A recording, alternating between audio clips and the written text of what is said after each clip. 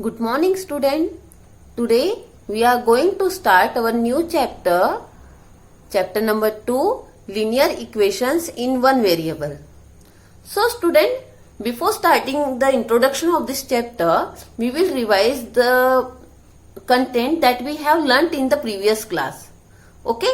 So, in the previous class, you have learnt about algebraic expression.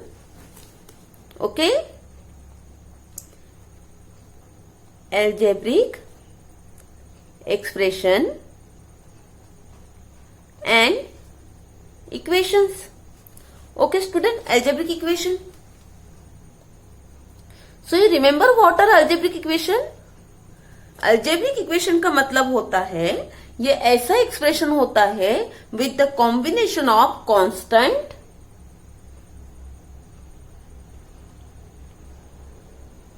constant variables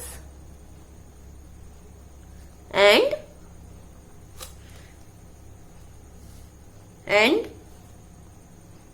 fundamental operations यानी mathematical operations. Okay student, सो इसका मतलब क्या होता है कि ऐसा अलजेब्रिक एक्सप्रेशन जिसमें constant, variable and fundamental operations यानी मैथमेटिकल ऑपरेशंस का यूज किया जाता है. फॉर सपोज कांस्टेंट क्या होता है स्टूडेंट? जैसे हमारे number 1, 2, 3 any number is constant. Okay, what is variable? Variable जो होता है वो एक्स वाई जेड के फॉर्म में हम लेते हैं. Okay, X Y Z, L M N, anything, ये हम अननोन क्वांटिटीज को फाइंड करने के लिए लेते हैं.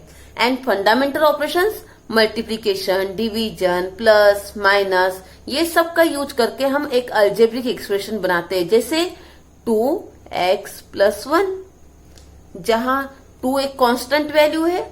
Okay student, x is variable, plus is fundamental operation यानी mathematical operation and 1 is again a constant value. Okay student, तो यहाँ 2 और x भी मल्टीप्लाई है एक दूसरे को. ओके, 2 × x को ही 2x लिखा जाता है. So student, this is an algebraic expression. You understand student? So now in class 6 you have also learnt about the equation. You know what is equation?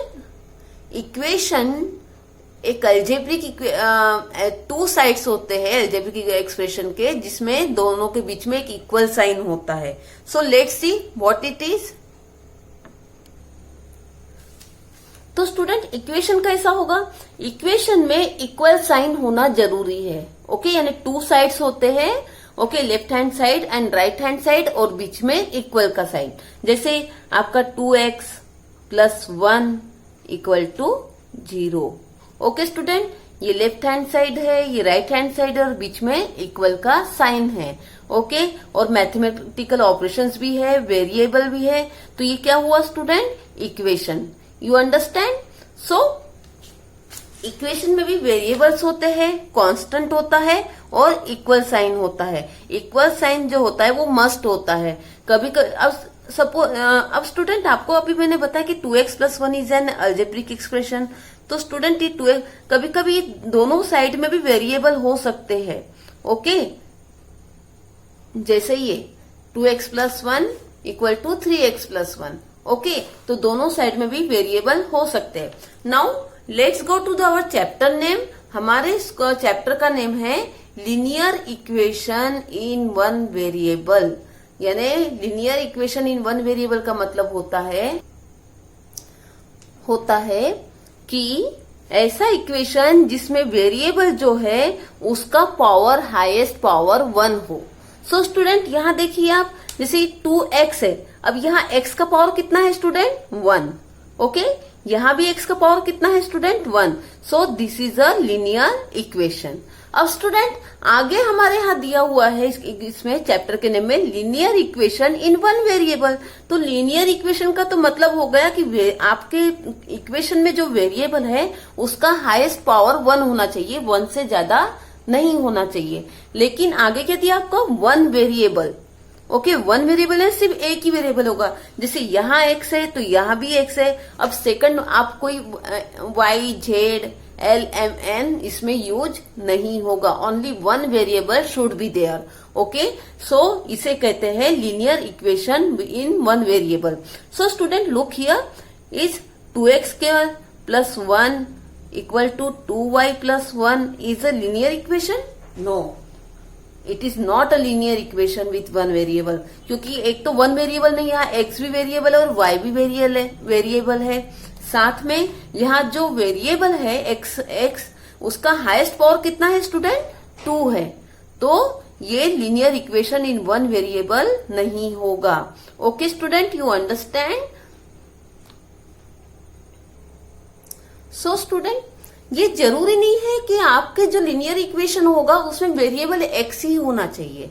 Okay, आप उसमें y, z कुछ भी ले सकते हो। Suppose you have an equation 2m plus 14 equal to 19। Okay student, तो ये भी एक linear equation in one variable है। क्यों? क्योंकि यहाँ जो वेरिएबल है वो क्या है? m है, कांस्टेंट है, मैथमेटिकल फंक्शंस है, और साथ में दो इक्वेशन के बीच में, दो एक्सप्रेशन के बीच में क्या है स्टूडेंट? इक्वल का साइन है।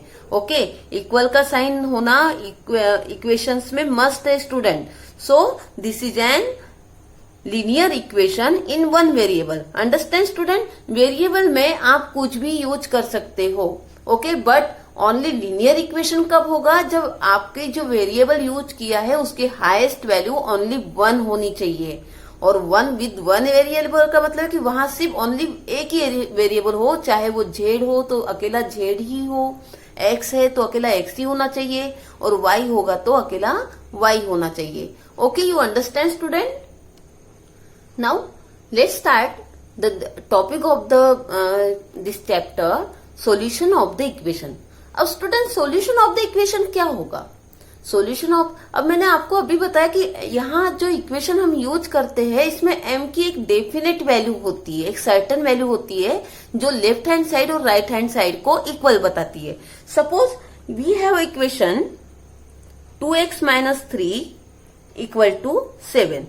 ओके स्टूडेंट, तो अब आप बताइए कि ये जो लेफ्ट हैंड साइड का जो एक्सप्रेशन है वो राइट हैंड साइड के इक्वल में कैसे जाएगा स्टूडेंट?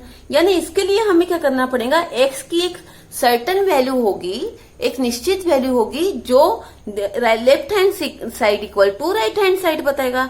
सपोज x की वैल्यू आप कौन सी समझोगे कि आपको इक्वल टू 7 आंसर आना चाहिए। ओके, कि यहाँ x की जगह आप क्या पुट करोगे?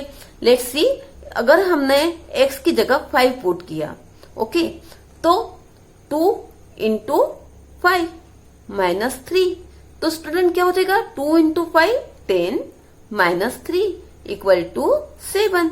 तो आपका स्टूडेंट राइट हैंड साइड का आंसर आया।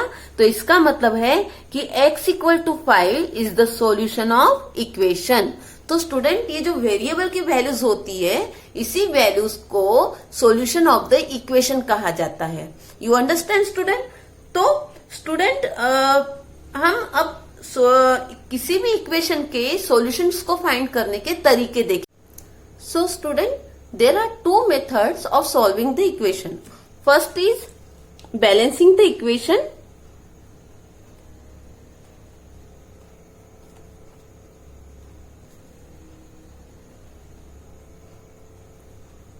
and second is transposing. Okay, transposing.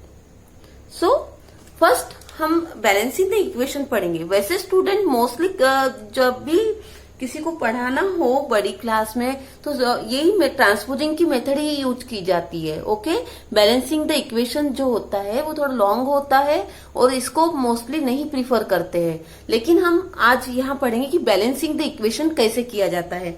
Suppose you have the equation 2x minus 3 equal to 7। Okay student, तो यहाँ हम इस इक्वेशन को बैलेंस करना है। यानी कैसे? जैसे इसमें क्या करते हैं, अगर हमें सॉल्यूशन निकालना है तो x जो है वो अकेला आना चाहिए इक्वल के एक साइड में, लेफ्ट हैंड साइड में, और बाकी सब नंबर्स जो है मैथमेटिकल ऑपरेशन करके उसको सॉल्व किया जाता है। तो सी हाउ, ये x को हमें लास्ट में अकेला करना है, तो कैसे करेंगे? सपोज यहाँ सबसे पहले x के साथ क्या है, 2 है मल्टीप्लाई में एंड -3 है, तो सबसे पहले हम -3 को हटाएंगे। अब ये -3 को हम कैसे हटाएंगे स्टूडेंट? ओके, अब आपको तो पता है कि अगर -3 में +3 कर लो तो 0 आंसर आ जाता है, तो इस तरह से -3 हट जाएगा। लेकिन क्या हम यहाँ ऐसा लिख सकते हैं 2x -3 +3? ओके, ऐसा हम अपने मन से नहीं लिख सकते हैं, तो इसके लिए हमें दोनों साइड को बैलेंस करना होगा। तो ये बैलेंसिंग कैसा होगा कि अगर हमने इस लेफ्ट हैंड साइड में +3 किया है तो आपको राइट हैंड साइड में भी +3 करना होगा, तब ये इक्वेशन बैलेंस होगा। Understand student? सो हमने +3 अगर लेफ्ट हैंड साइड में किया तो +3 मीन्स है, तो अब यहाँ क्या हो गया स्टूडेंट, ये -3 एंड +3 कट हो गए। अब आपका क्या रहा इक्वेशन, 2x = 10। अब x के मल्टीप्लाई में क्या है स्टूडेंट, 2 है। अब ये मल्टीप्लाई में 2 है तो इसको हम कैसे हटाएंगे? मल्टीप्लाई में 2 है तो उसको 2 से डिवाइड कर देंगे। अब अगर हमने लेफ्ट हैंड साइड में 2 से डिवाइड किया है तो हमें क्या करना होगा स्टूडेंट, जैसे हमने यहाँ 3 को किया था कि राइट हैंड साइड में भी हमें 2 से डिवाइड करना होगा। Understand student? तो ये 2 cancel, okay, and 10 divided by 2 कितना होता है स्टूडेंट, 5। कितना होता है, 5। तो हमारा आंसर क्या आया, x = 5। This is our answer. You understand student? इस तरह से x = 5 is the solution of 2x - 3 = 7। You understand student this? Okay, यहां आप लोग लिख सकते हो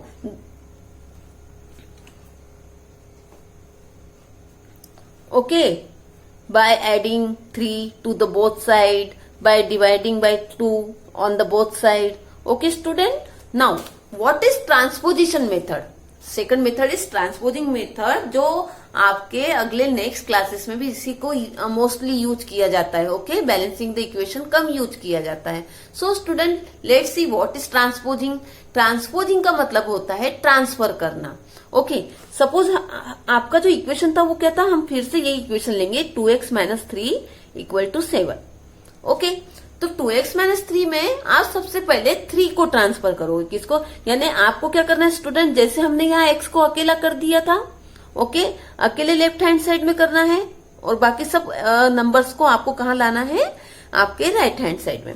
तो वैसे ही यहाँ x को हमें अकेला करना है, तो सबसे पहले हम 3 को ट्रांसफर करेंगे। लेकिन 3 को -3 को ट्रांसफर करने से क्या होता है, ये -3 राइट हैंड साइड में जाकर +3 हो जाता है। जैसे 2x = 7, ये -3 का क्या होगा स्टूडेंट, +3। ओके स्टूडेंट, तो ये क्या होगा स्टूडेंट आपका 2x = 7 + 3 10। ओके, तो 10 2x = 10। तो स्टूडेंट अब क्या करोगे आप कि 2x = 10 है, तो x का यह 2 क्या है, मल्टीप्लाई में है, तो ये 2 को ट्रांसपोज करोगे राइट हैंड साइड में, तो ये 2 मल्टीप्लाई में था तो इधर जाकर डिवाइड में चला जाएगा, यानी 10 डिवाइडेड बाय 2 = 5। ओके स्टूडेंट, देखिए हमारा यहाँ भी 5 आंसर आया था और यहाँ भी 5 आंसर आया है। तो ये मेथड ट्रांसपोजिंग की हुई। Okay, transposing the numbers on the right hand side. Okay student, so you can write here transposing -3, okay, transposing 2,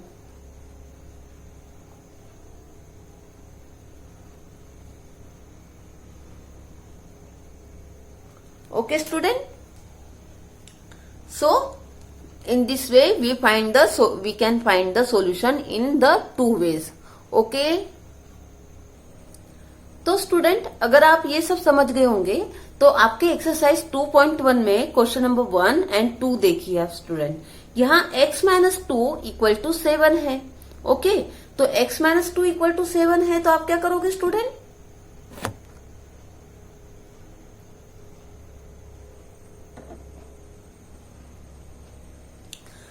ये -2 को हम इसमें मोस्टली ट्रांसपोजिंग मेथड ही आप यूज कीजिए। ओके स्टूडेंट, -2 को ट्रांसफर करोगे तो वो ट्रांसफर होकर +2 हो जाएगा, यानी x equal to 7 + 2। Okay, you can do it at home. Okay student, and x equal to 9 answer हो जाएगा। ओके, यहाँ +3 है, ट्रांसफर होकर क्या हो जाएगा स्टूडेंट, -3, यानी 10 - 3। Understand? So try to do this question number 1 and 2। Okay student, good bye.